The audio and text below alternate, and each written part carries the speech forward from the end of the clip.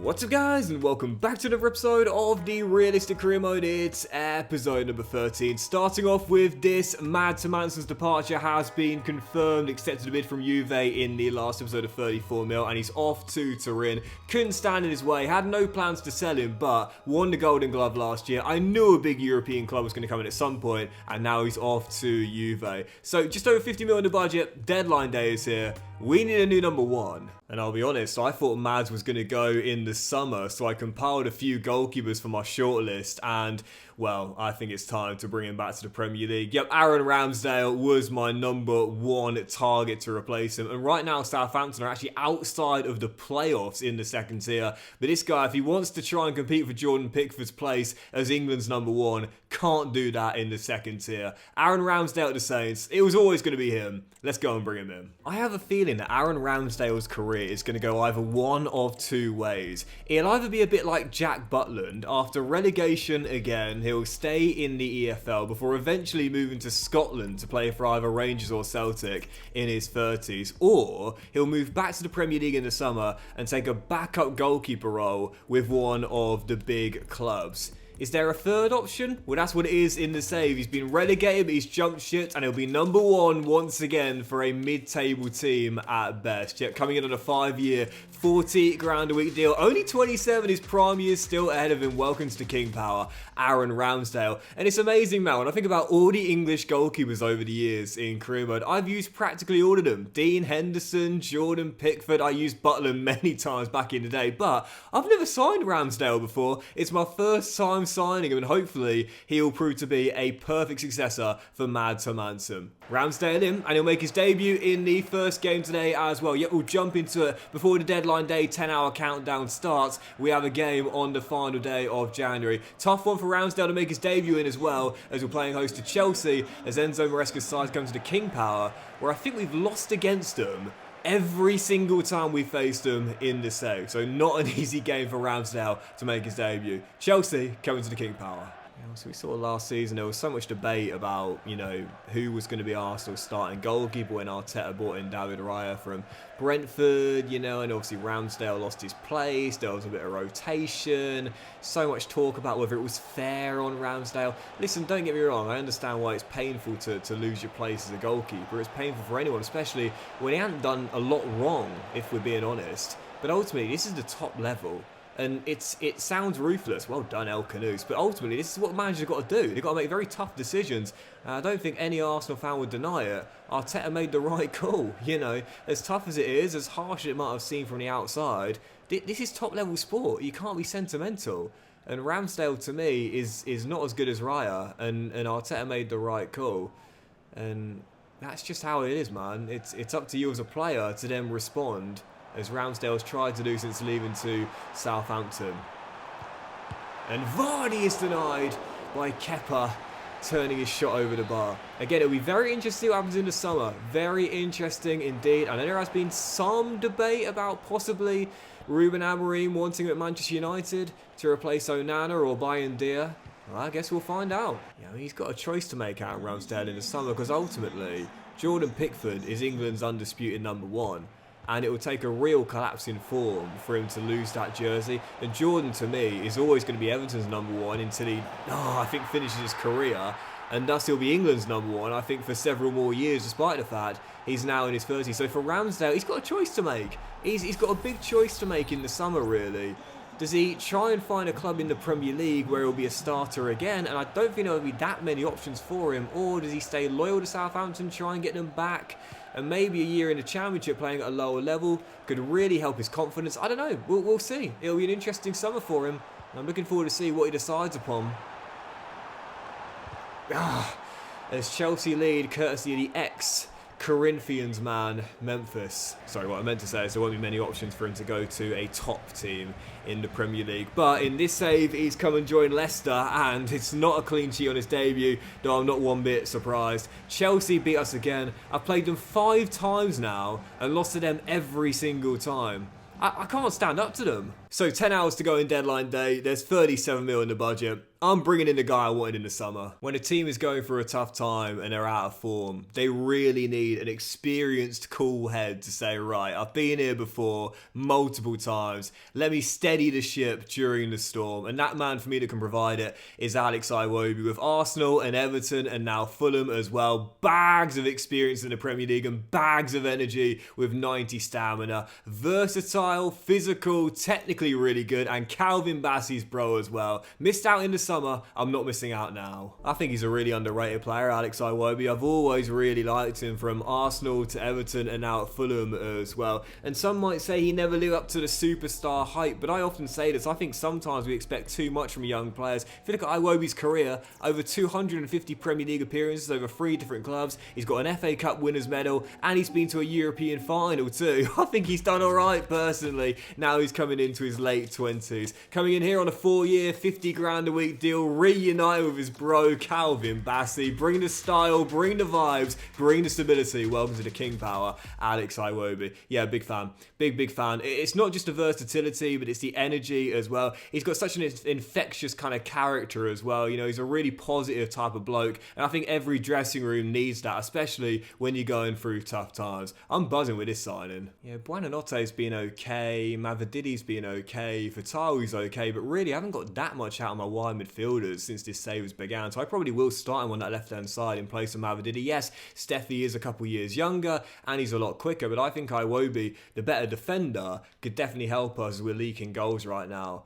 And there's still a bit of money in the budget. I might make another new signing. Right now we're not scoring many goals, and whilst Durasimbi will continue to be our starting striker, I wouldn't mind someone off the bench really. Patson Daka and Jamie Vardy haven't scored a single Premier League goal between them all season long, and whilst Cameron Archer would be the perfect fit, I've signed him about 2 or 3 times. Now, so with that being the case, I'll leave him at Southampton. But you've got El Bilal Toure at Atalanta, who I think is their current starting striker, so I guess I probably shouldn't sign him from them as a European team. But never used this guy before. Mohamed Bayo at Lille right now. He's not their starting striker at 27. Only 75 rated, but 6'2", decent strength, decent jumping, and decent technicals as well. I just need a backup for Rafayu. This guy will do on the cheap. Yeah, I'll be honest, I know absolutely nothing about this guy whatsoever. However, on a very cheap transfer fee in the modern day for 4.5 mil, 4-year, 31 grand a week, it's a low-risk signing for what could be possibly a decent backup for Rafayu Durasimbi. So welcome to the King Power Stadium, Mohamed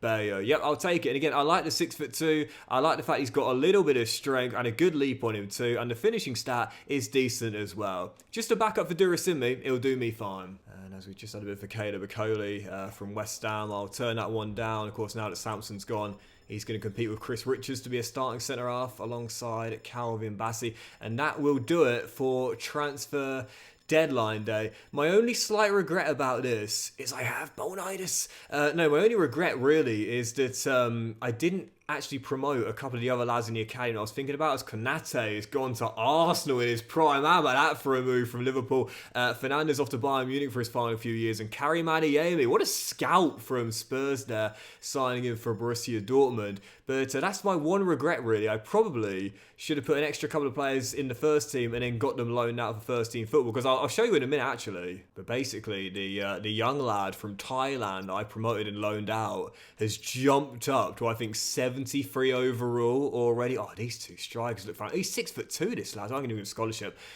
He's jumped up already to the early 70s. I'll show his stats in a moment. Oh my goodness. And whilst we have just signed Aaron Ramsdale, I still want a success of a lad from the country. And Denmark is a country to scout for goalkeepers. With the Schmeichels, no one should be surprised. This guy's 6'5" at 15. He's getting a scholarship. And from Gibraltar, we've got one lad in the academy right now. There's a couple there that could be really good, but for now, we'll just continue the scouting. So for the young lad from Thailand, by the way, this is why I keep on saying it. My best what's the word here? My best strategy for young players is to get them in the first team as possible and loan them out, because sometimes they have a big spike in their overall. He's gone up 10. He's gone up 10, Susak, and his pace is now 88 total as well. Honestly, man, it's my #1 tip. I never like to give too many tips because I don't think I'm as good at the game as many other strategists. But in my opinion, if you've got a prospect in your academy, get him promoted and get him loaned out for first team football straight away. Sometimes you don't get the luck and players will stay around their current overall. Sometimes you get very lucky like this. Right, following game, mixed bag of form for the Foxes. 4 defeats in our last 5, I believe, now in all competitions. Now a tough one as well. Away from home, Unai Emery's side, Aston Villa at Villa Park. It seems like every career mode I do, I always end up building like a nice little mini core of players from one nationality. So in my Plymouth Argyle career mode, I had this like trio of Dutch players that were really good for us. And in this Leicester team, I've got a quad of Nigerians now. Iwobi and Bassi for this year, but also Sumar is going to test Martinez from range. Durasimi, who we brought in last year. And of course we inherited Wilfred and Ndidi as well. So 4 Nigerian internationals now. As we look to bring the style from Lagos and West Africa to the East Midlands. Fatawu looks to whip one in. Good delivery. Headed up in the air. Will drop to Calvin Bassi. There's El Canoes going for goal. Shot blocked. And Villa all clear. Good first half this though. Got Villa penned right now. They can't get out. 23 minutes on the clock still. Deadlock to 0-0. I'll take it. Oh, but Morgan Rogers skips away. And beats Ramsdale to possibly give Villa the win. We are really struggling right now. Yep, the Foxes might have had a big win against Brighton recently, but you can call that papering over the cracks. Back-to-back games without a goal, back-to-back 1-0 defeats, and 6 losses in 7 in all competitions as the Foxes slide down the table. Right, let's jump out of that one and into the next one. That was the first of a 4-game road trip. Next up, one of the toughest we could have as well, away against our East Midlands rivals. Nottingham Forest at the City Ground, and if there was ever a time to pull out a big win here, it's right now. Not sure if I would have showed it, but Durasimi's injury was just a bruise. But I'm not going to start him in this game. Bit of a barren run for him. So I'm going to go with the new lad, Bayo, up top. And hopefully we'll see him get his first goal and his first start. And, you know, Durasimi has not really grown that much since we brought him in. So I wouldn't say he's long-term guaranteed to be our starting striker, though. I think, put it this way, if Vardy does end up going at the end of the season, I'll give him that #9 jersey. Yes, Buonanotte finds Bayo and he says, well, why not just hold on to that thought for a second, Doxy boy? Because maybe the new man you just brought in, me, could have a shout for it as well. First start, first goal. I absolutely love it when I sign a player who I know literally nothing about and he ends up becoming a bit of an icon for me. Well, Bayo's got a long way to go, but oh, this is not a bad start. And he knows he should have had his second there. He's wearing a number 15 that belongs to an icon like that. The alpha male, Jason. I had no idea who he was when I signed him. And he's become one of my favourite, if not my favourite player I've ever used. But as for Bayo, heck of a start from him. And he should have put us 2-0 up there. Finds Alanga. Oh, brilliantly done from Anthony Alanga. And rhythm is a dancer as this man has literally just danced past me twice. Offloads to Matty Cash. On the edge is Elliot Anderson. Takes his time. Gets inside the area. Ramsdale pats the ball down. And then pounces on the rebound like a fox. As we're 32 minutes away from his first clean sheet as a Fox. And Leicester's first away win for a while. And we could definitely do with it. Half an hour to play. Not been the most action-packed of games. Just got to grind it out from here. As Fatawi finds Ndidi. Bayo is through, as is Buonanotte, who's fed through! Come on! Facundo Buonanotte doubles the lead. Leicester turning up, and as things stand, set for back-to-back wins at the City Ground. And that is how it's done. When you're feeling bad, you need a good result, and there's not much better than winning away from home against your big rivals, playing them and passing them really off the park. 5 defeats in 6. Dumped out the FA Cup by a 3rd division side. No one's remembering that now after a big 2-0 win at the City Ground. Right, following game, let's jump straight into it. Next up, travelling to North London, taking on last year's champions Arsenal, who won it undefeated this year. Not quite as good, but still massive underdogs heading into this as Aaron Ramsdale goes back to the Emirates. Gunners away, and next game up, I'll take the point. I think Ramsdale will always get a good reception when he goes back to the Emirates, no doubt. I think the Gunners fans would always be thankful for his contributions there. I'll tell you one thing I didn't like as well, just on this subject too. I didn't like how last year, like whenever, like, you know, if it was Reyes starting or Ramsdale starting, whatever, whenever the goalkeeper that was starting either made a save or conceded a goal, the camera would always pan to the player that wasn't picked on the bench, and it was like, will you just stop it now? Like, we get it. There's a you know, a selection dilemma for Arteta to have. But why do you have to always pan to the goalkeeper on the bench to say, oh, I wonder what he's thinking? Well, you know what he's thinking. I want what's best for the team. Of course I have individual ambitions of being the number one here at the Emirates, but they're both team goalkeepers that have a lot of respect for each other. There's no bad blood between them. I didn't like how the media was trying to either create some drama between the two goalkeepers or force Arteta to feel as though he had to be at fault if his starting goalkeeper for that game made a mistake or conceded a goal. I really didn't like that from the media. But what I do like is a finish like that. Come on! El Canoes clips the post. Leicester lead in North London. Absolutely beautiful strike. He's been on fire this year. You ask Ramsdale what he thinks about David Raya, and he'll tell you honestly, he's a tremendous goalkeeper, and he deserves to be Arsenal's starting keeper for many, many years. You ask Raya what he thinks about Ramsdale, and he'll say he was a total professional, and he pushed me every step of the way to be Arsenal #1. You ask Arteta what he thinks about Ramsdale, he'll say he wishes him the best of luck at Southampton, or wherever he goes to next, and he's a great goalkeeper who deserves to be playing week in, week out. Why was the media constantly trying to create and fabricate this drama between the two? Oh, Akoli. Because there was none. But that is a too good, too bad moment that I don't mind Match of the Day 2 broadcasting on Sunday night. God! Caleb! Mate, what are you doing? The ball's right next to you. It's one of my real pet peeves about media in sport. Like, why are you trying to fabricate drama? Why are you trying to create tension? Like, why? These aren't just, you know, free athletes and head coaches. These are free human beings as Kai Havertz drills one in. Why are you trying to pit them against one another? I can't stand that. And I really think that put a bit of a sour spot on what was a decent year for Arsenal, a really good year for Arsenal last season, really.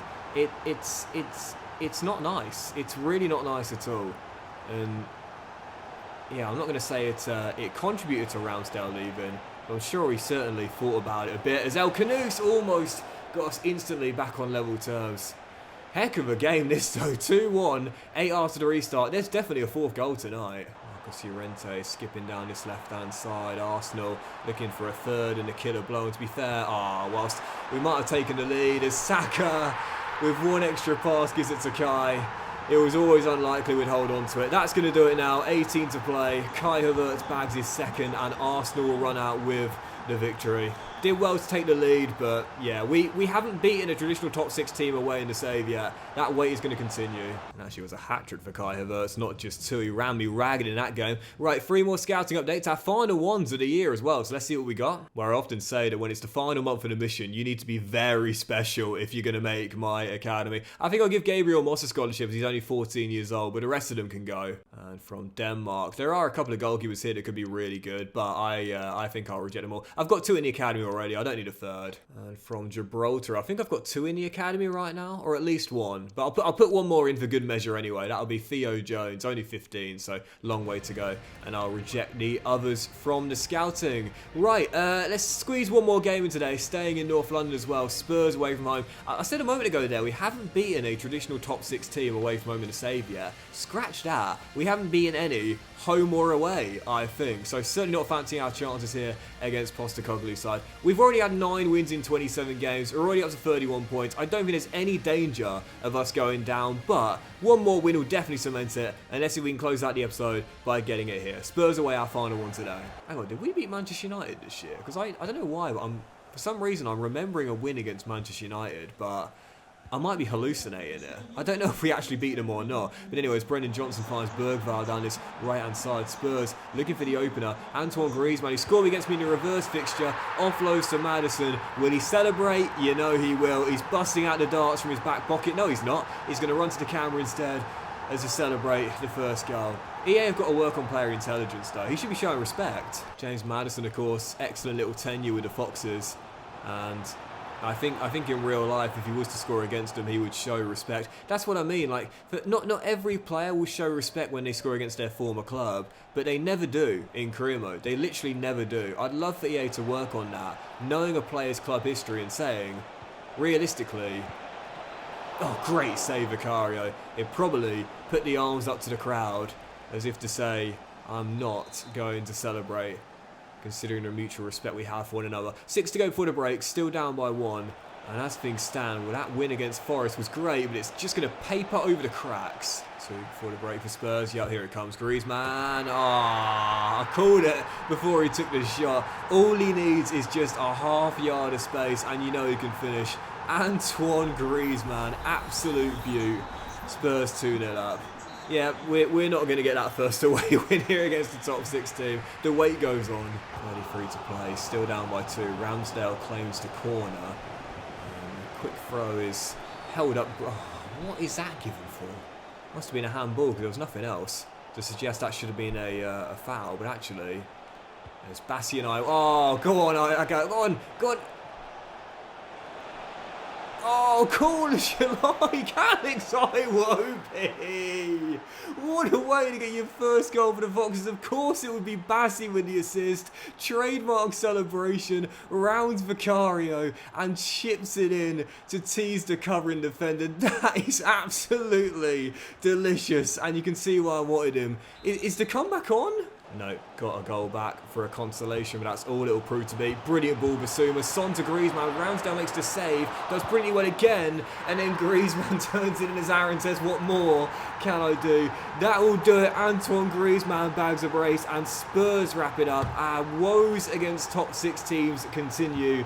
And it's back-to-back losses in North London for the Foxes. But that will do it for today's episode of the Realistic Career Mode, guys. Big thank you for watching. Really hope you have enjoyed it. If you have, then please do drop a like. Much love to you all. Have a fantastic day. I'll return in the next one with probably the season finale, to be honest, because we've got 10 games to go. We're on 31 points. We can't make Europe, but I highly doubt we're going down either. So unless we go in a 3-4 run of form, I'll split the season finale up into 2 parts. Otherwise, we'll come back for the big one in the next one, playing the final 10 league games. Have a great day, guys. Much love to you all, and I'll see you for the probable season finale very soon.